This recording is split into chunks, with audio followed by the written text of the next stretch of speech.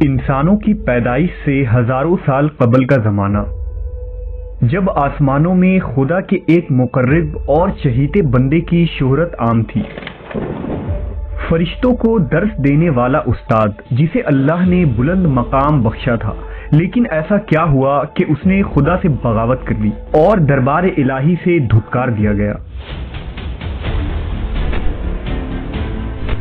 حضرت آدم علیہ السلام کی پیدائش سے قبل آسمانوں پر دو قسم کے مخلوق رہتی تھی، ایک نوری اور دوسری ناری۔ نوری مخلوق نور سے پیدا کیے گئے تھے جسے ملائکہ یا فرشتہ کہا جاتا ہے۔ یہ دن رات عبادت الہی میں مصروف رہا کرتے تھے اور ان کے یہاں نہ عورتیں ہوتی تھی اور نہ ہی ان کی نسل چلتی تھی۔ دوسری مخلوق ناری یعنی جنات تھے جو آگ سے پیدا کیے گئے ہیں، ان کی عورتیں بھی ہوتی تھیں اور ان کی نسل بھی خوب پھیلتی تھی۔ خدا نے انہیں اپنی حمد و ستائش کرنے کے لیے بنایا تھا۔ یہ سب اللہ کے آسمانی لشکر تھے، وہ اس مقصد کے لیے بنائے گئے تاکہ اپنے خالق و مالک کو جانیں، اس سے شادمان ہوں، ہمیشہ تک اس کی خدمت اور عبادت کریں۔ ایک مسلمان کے ایمان بالغیب کا تقاضا ہے کہ وہ ان تمام مخلوقات کے بارے میں جو کچھ قرآن و حدیث سے ثابت ہے اس پر بلا کسی کمی و بیشی اور شک کے ایمان لائے۔ انہی مخلوق میں ایک معزز ہستی عزازیل تھا۔ عزازیل کا مطلب ہے خدا کا عزیز۔ اسے اللہ نے دہکتے ہوئے آگ کے شعلوں سے پیدا کیا تھا۔ حضرت آدم علیہ السلام کی پیدائش سے 144,000 سال پہلے سموم جنات کی پیدائش ہوئی۔ یہ جنات کا بابا آدم تھا۔ سموم جن کو زمین پر بھیج دیا گیا، جہاں 300 سال گزرنے کے بعد زمین پر اسے اپنی نسل کی جن مخالف ملی جس سے اس نے شادی کر لی، اور وقت گزرنے کے ساتھ کثیر تعداد میں اس کی اولادیں ہوئیں۔ ابتدا میں تو یہ قوم جنات اللہ کے فرما بردار اور اطاعت گزار تھے، لیکن بہت جلد یہ سرکش اور نافرمان ہو گئے۔ جب ان کی بدعمالیوں کی حد پار ہو گئی تو کثیر تعداد میں جنات نے موت کا ذائقہ چکھا اور وہ مر گئے۔ اس دوران جو نیک جنات تھے وہ باقی بچ گئے اور ان کی نسل آگے بڑھی۔ انہی جناتوں میں ایک مشہور جنات جن چلیپا تھا۔ چلیپا کا چہرہ ببر شیر جیسا تھا۔ چلیپا نہایت ہی قد آور اور بہادر جن تھا۔ اس کی بیوی کا نام تبلیس تھا جس کا چہرہ بھیڑیے کی مادہ کی طرح تھا۔ وہ اپنے شوہر کی طرح دلیر اور طاقتور جن تھی۔ اس کی تمام قوم پر اس نے اپنی دھاک بیٹھا رکھی تھی اور قوم کا بچہ بچہ چلیپا کا احترام کیا کرتا تھا۔ ان کے یہاں ایک بچے کی پیدائش ہوئی جس کا نام عزازیل تھا۔ عزازیل میں اپنے ماں اور باپ دونوں کی خصوصیات شامل تھی، یعنی وہ نہایت ہی سرکش، مکار، بہادر اور طاقتور تھا۔ روایتوں کے مطابق قوم جنات کو دنیا میں بسایا گیا اور یہ حضرت آدم کی پیدائش سے 50,000 سال قبل کا زمانہ تھا۔ بہت جلد یہ جنات سرکش ہو گئے اور خدا کے نافرمان بن گئے۔ جب جھگڑے اور فساد سے زمین لرزا اٹھی تو آسمان سے فرشتوں کو حکم دیا گیا کہ جاؤ اور ان سرکش جنات کو مار پھینکو۔ لہذا اس کائنات میں پہلی خون ریز جنگ ہوئی۔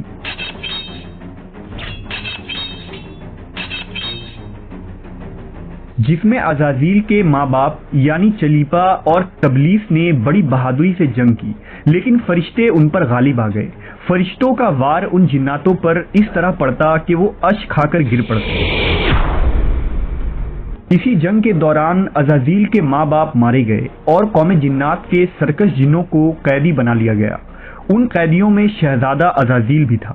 فرشتے جب اسے بارگاہ الہی میں لائے تو ان کو حکم ہوا کہ عزازیل کی بہترین تربیت کرو۔ چنانچہ فرشتوں نے عزازیل کی تربیت بہترین انداز سے کی۔ عبادت، ریاضت کے طریقے اور آداب سکھائے گئے۔ اس طرح وہ بہت جلد اللہ کا مقرب ترین بندہ بن گیا۔ ایک وقت ایسا آیا کہ عزازیل اللہ کا سب سے چہیتا، عبادت گزار، ریاضت کرنے والا اور زاہد بندہ تھا جس میں اس کا کوئی ثانی نہ تھا۔ حکمت و دانشوری میں بھی اسے کمال حاصل تھا۔ عزازیل اپنی عبادت و ریاضت کی وجہ سے اس درجے تک پہنچ چکا تھا کہ اسے فرشتوں کا معلم مقرر کر دیا گیا اور آسمان والے اسے عابد کہہ کر پکارنے لگے۔ حضرت کعب بن احبار کا بیان ہے کہ عزازیل 40,000 برس تک جنت کا خزانچی تھا، 80,000 برس تک فرشتوں کا ساتھی رہا، 20,000 سال تک فرشتوں کو واز سناتا رہا۔ جس ممبر پر بیٹھ کر عزازیل فرشتوں کو درس دیا کرتا تھا، اسی ممبر کے نیچے حضرت جبرائیل، میکائیل، اسرافیل اور اسرائیل علیہ السلام بیٹھ کر اس کی درس و تدریس سنا کرتے تھے۔ لیکن اللہ کو بخوبی آگاہی تھی کہ یہ اصل میں لعین ہے اور ایک معین مدت کے بعد ذلیل ہوگا، اور اپنے انجام سے غافل اس عزازیل کا خاتمہ کفر کے حالت میں ہوگا۔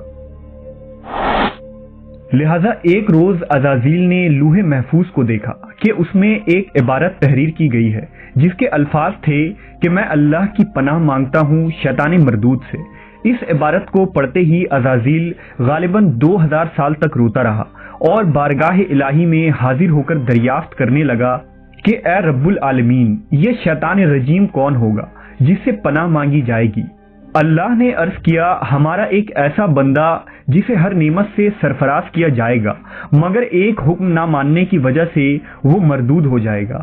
عزازیل نے خواہش کی کہ میں اس ملعون کو دیکھنا چاہتا ہوں، جس پر اللہ کی جانب سے عرض کیا گیا کہ تو جلد اسے دیکھے گا۔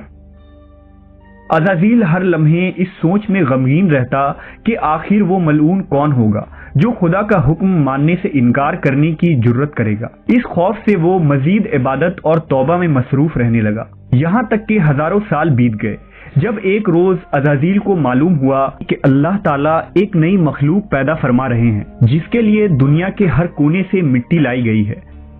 اللہ تبارک و تعالیٰ نے حضرت آدم کے پتلے کو اپنے دست قدرت سے پیدا فرمایا اور یہ بغیر روح کے 40 سال تک اسی حالت میں پڑا رہا۔ فرشتے جب اس کے پاس سے گزرتے تو گھبرا جاتے، ان میں سب سے زیادہ گھبرانے والا ابلیس تھا۔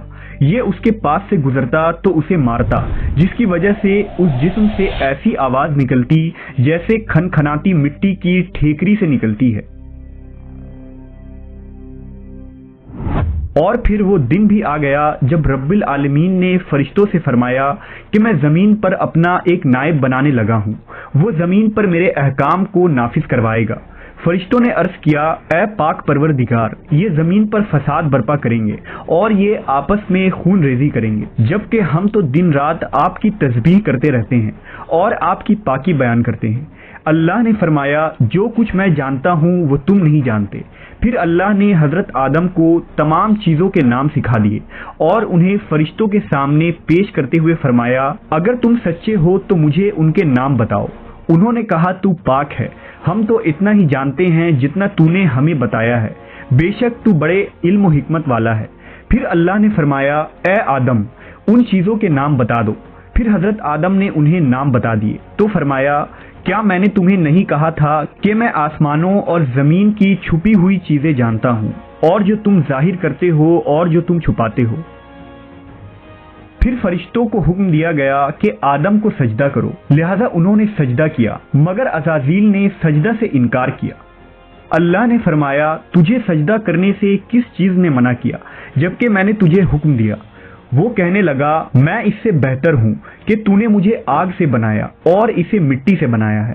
میں ایسا نہیں کہ اس انسان کو سجدہ کروں جسے تو نے سڑے ہوئے کھنکھناتے گارے سے پیدا کیا ہے۔ اللہ نے فرمایا، اب تو یہاں سے نکل جا، کیونکہ تو مردود ہو چکا ہے اور قیامت تک تجھ پر میری پھٹکار ہے۔ عزازیل نے کہا، اے میرے رب، مجھے روز محشر تک کی مہلت دے دے۔ فرمایا، جا، میں نے تجھے متعین وقت کے دن تک مہلت دے دی۔ اس نے کہا، مجھے تیری عزت کی قسم، میں ان سب کو یقیناً بہکاؤں گا، ان پر حملہ کروں گا، ان کے آگے سے بھی اور پیچھے سے بھی، اور ان کے دائیں جانب سے بھی اور بائیں جانب سے بھی، اور آپ ان میں سے اکثر کو شکر گزار نہیں پائیں گے۔ اللہ نے فرمایا، یہاں سے ذلیل و خوار ہو کر نکل جا، ان میں سے جو شخص تیرا کہنا مانے گا میں ان سب سے جہنم کو بھر دوں گا۔ اور یوں بارگاہ خداوندی سے دھتکارے جانے کے بعد عزازیل ابلیس بن گیا۔ اپنی غرور و تکبر اور رعونت کی بنا پر اس کی ہزاروں سال کی عبادت و ریاضت ضائع ہو گئی اور اسے عرش سے فرش پر پٹک دیا گیا۔ اسلام کے علاوہ دوسرے مذہبی کتابوں اور عقیدوں میں بھی ابلیس یا عزازیل کا ذکر ملتا ہے۔ یونانی کتابوں میں اسے اپولین اور کتاب مقدس میں لوسیفر یا سیٹن کہا گیا ہے۔ زمانہ قدیم سے ہی ایک منفرد مذہب اور گروہ اس شیطان یا لوسیفر کی پوجا کرتے آ رہے ہیں، جن کا ماننا یہ ہے کہ خدا سے لوسیفر کا بغاوت کرنا بالکل درست تھا۔ وہ عزازیل کو ایک عظیم قوت قرار دے کر خدا کی مخالف میں کھڑا کرتے ہیں اور شیطان کی عبادت کرتے ہیں۔ اس مذہب کے ماننے والوں کو سیٹنسٹ کہا جاتا ہے۔ روایتوں کے مطابق ابلیس کی موت کا وقت اسرافیل کے پہلے اور دوسرے سور پھونکنے کے درمیان کا وقت ہے، جب اسے دی گئی مہلت پوری ہو چکی ہوگی اور وہ ذلیل و خوار ہو جائے گا۔